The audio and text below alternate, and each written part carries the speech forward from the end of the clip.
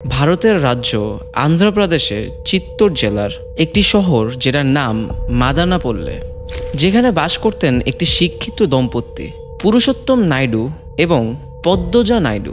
পুরুষোত্তম ছিলেন গভর্নমেন্ট কলেজের assistant professor এবং পদ্মজা ছিলেন একটি স্কুলের প্রিন্সিপাল।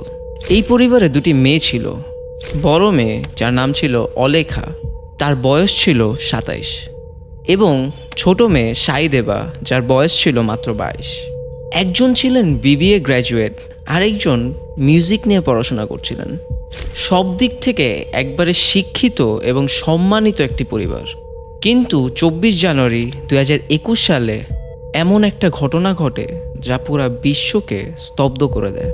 সেদিন সন্ধ্যায় প্রতিবেশীরা লক্ষ্য করে সেই বাসায় অদ্ভুত কিছু একটা ঘটছে।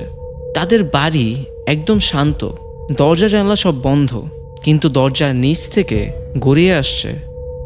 পুলিশ বাড়িতে ঢুকে যা দেখে তা হয়তো একটি সিনেমার দৃশ্য।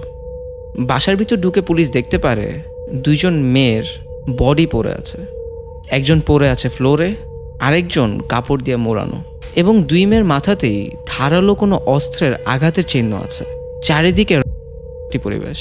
কিন্তু সবচেয়ে শকিং ব্যাপারটা হচ্ছে এখানে দেখা যায় বাবা মা খুব স্বাভাবিক আচরণ করছে।